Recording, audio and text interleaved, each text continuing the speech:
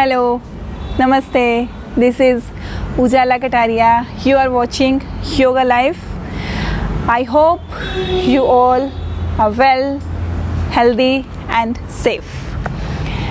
Today I will discuss about the सुप्त वज्र आसन. आज की इस वीडियो में मैं सुप्त वज्र आसन के बारे में आपके साथ डिस्कस करूंगी. देखिए, वज्रासन का नाम तो सबने सुना होगा. खाना खाने के बाद सब बोलते हैं कि वज्रासन में बैठिए. वज्रासन जो है खाने को डाइजेस्ट करने में, खाने को पचाने में हमारी काफ़ी हेल्प करता है. सिर्फ एक यही आसन है जो हम खाना खाने के बाद कर सकते हैं. जिसको वज्रासन की अच्छे से प्रैक्टिस हो गई है वो ही सुप्त वज्रासन की प्रैक्टिस करेगा. ये सुप्त वज्रासन की वीडियो, आज ये आसन क्यों है, किसके लिए है, पहले ये बात करते हैं. देखिए, इसके बेनिफिट्स तो बहुत सारे हैं. सुप्त वज्रासन के बहुत सारे बेनिफिट्स हैं, पर मैं जो सबसे बढ़िया, जो एक नंबर 1 पे इसका बेनिफिट है, मैं उसके बारे में आपके साथ बात करूँगी. आज ये स्पेशल ये वीडियो, ये आसन उनके लिए है जो अपने लंग्स को ठीक रखना चाहते हैं, अपने फेफड़ों को ठीक रखना चाहते हैं. देखिए, लंग्स से रिलेटेड, उससे संबंधित बहुत सारी समस्याएं होती हैं. अस्थमा की प्रॉब्लम लोगों को होती है, ब्रोंकाइटिस की प्रॉब्लम होती है, निमोनिया हो जाता है, लंग्स का कैंसर भी हो जाता है, कई बार लंग्स सिकुड़ भी जाते हैं. इसके पीछे बहुत सारे कारण हैं. पता है लोगों को जो बहुत ज़्यादा स्मोकिंग करते हैं, ऐसे एटमॉस्फेयर में रहते हैं जहाँ बहुत ज़्यादा पोल्यूशन है, बहुत ज़्यादा प्रदूषण है, गैसेस रिलीज़ होती हैं जहाँ पे. उसके अलावा अल्कोहल का सेवन करना है, अच्छा खान पीन नहीं है, पानी बहुत कम पीना है, तो ये सारी चीज़ें लंग्स में प्रॉब्लम क्रिएट करेंगी ही करेंगी. लंग्स में प्रॉब्लम आएगी तो हम ब्रीदिंग अच्छे से नहीं कर पाएंगे, सांस लेने में भी दिक्कत होगी, सांस छोड़ने में भी दिक्कत होगी. यहाँ दर्द रहेगा सीने में, कफ जमा हो जाएगा, श्लेष्मा जमा होता है, खांसी आती है, तो घुटन सी महसूस होती है. जब हम अच्छे से श्वास नहीं ले पाते हैं तो एक घुटन महसूस होती है. तो कहीं भी मन को ठहराव नहीं मिलता है, उखड़ा उखड़ा सा मन रहता है. तो बहुत सारी चीज़ें साथ के साथ जुड़ना शुरू हो जाती हैं. तो हमें अपने लंग्स को कैसे ठीक रखना है? योग के साथ साथ एक्सरसाइज करें, योग करें, और क्या करना है, खाने पीने का ध्यान रखना है. विटामिन सी भरपूर मात्रा में लेना है, खट्टी चीज़ों का सेवन करना है, नींबू, आम, आंवला, खट्टी चीज़ों का सेवन करना है. ये क्या करती हैं, टॉक्सिन्स को बाहर निकालने का काम करती हैं.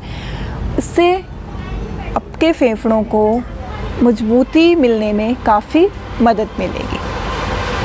उसके अलावा स्मोकिंग नहीं करनी है, डाइट अच्छी लेनी है, घर का खाना खाना है, बाहर की चीज़ों को अवॉइड करना है.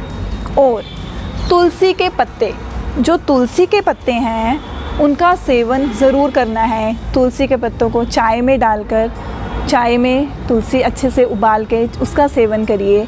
तुलसी के पत्तों का काढ़ा बनाकर उसका सेवन करिए. वो तुलसी के पत्ते क्या काम करते हैं, जो कफ जमा हुई होती है उसको पिघलाने का काम बड़े आसानी से करता है.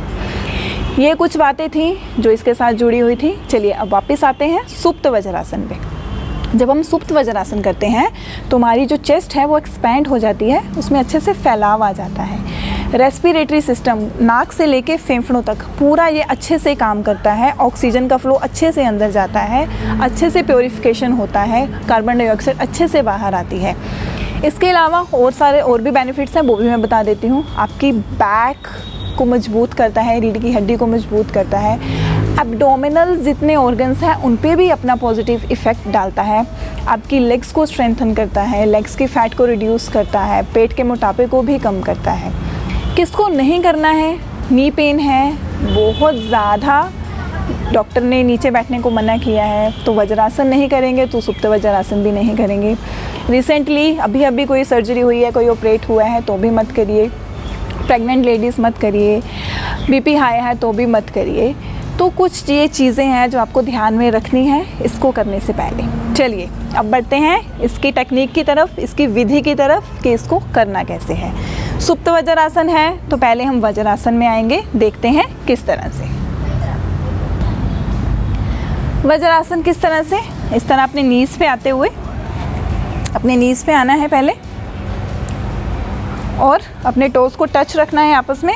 अपनी हील्स को इस तरह बाहर की तरफ एड़ियों को करते हुए उसमें बैठना है। एड़ियों में गैप है, उस गैप में आपको बैठना है।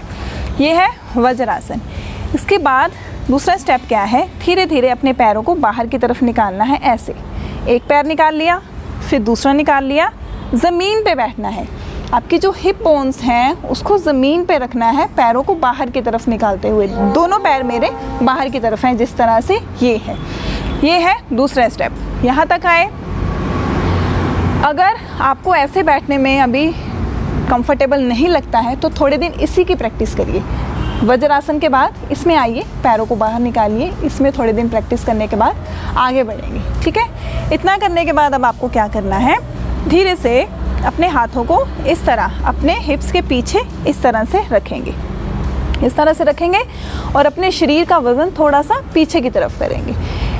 इतना करिए, इतने दिन प्रैक्टिस करिए, थोड़े दिन इतनी प्रैक्टिस करिए। उसके बाद धीरे धीरे अपनी कोहनियों को हमें मोड़ना है। पहले एक कोहनी को मोड़िए, नीचे की तरफ लगाइए, फिर दूसरी कोहनी को मोड़ना है, नीचे की तरफ लगाना है। ठीक है, इतना करिए। स्टेप बाय स्टेप आगे बढ़िए। एकदम से जोर ज़बरदस्ती अपने शरीर के साथ नहीं करनी है, वो नुकसान भी दे सकता है। थोड़े दिन इतना करिए, यहाँ तक रुकिए। गर्दन को आप पीछे भी कर सकते हैं, इस तरह से पीछे आराम से। हफ्ता 10 दिन यहाँ तक प्रैक्टिस करिए। जब आपको लगे अब आप कंफर्टेबल फील कर रहे हैं तो क्या करना है, देखिए मैंने अपनी गर्दन को इस तरह पीछे ड्रॉप किया हुआ है, पीछे की तरफ।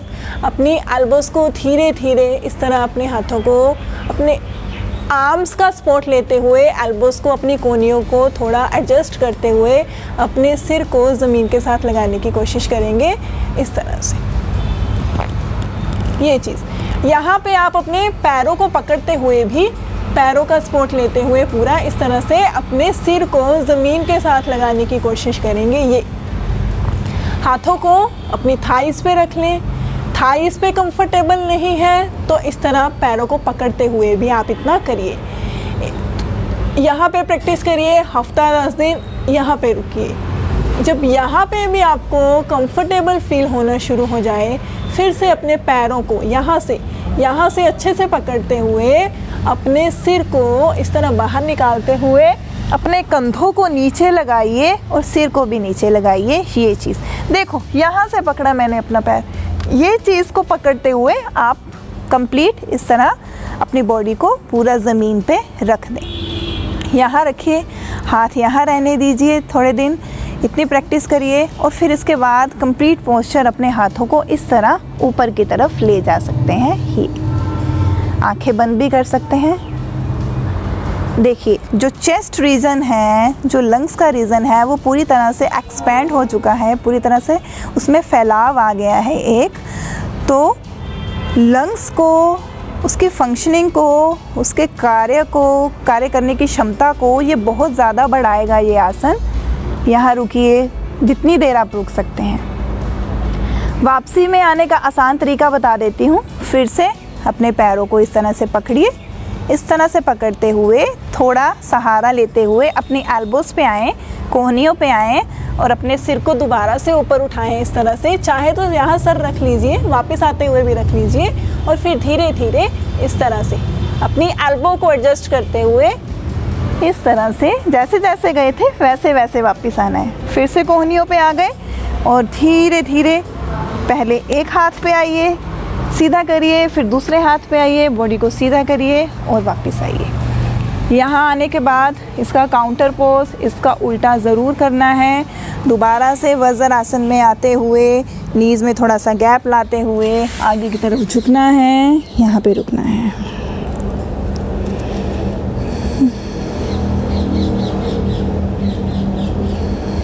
और जब वापस आना है पहले फेस को अप करना है, फिर धीरे धीरे अपनी स्पाइन को सीधा करते हुए इस तरह से वापस आएंगे।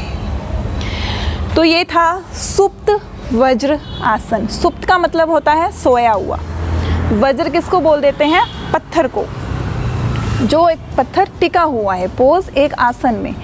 तो सोए हुए पत्थर के समान अपने शरीर की स्थिति बनाना उसे बोलते हैं सुप्त वज्र आसन।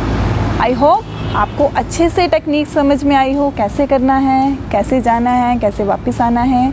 तो ज़रूर करें, प्रिकॉशंस को ध्यान में रखते हुए करें। मेरे साथ जुड़े रहने के लिए यूट्यूब देखते रहें, फेसबुक पर भी आप योगा लाइफ को देख सकते हैं। Thank you.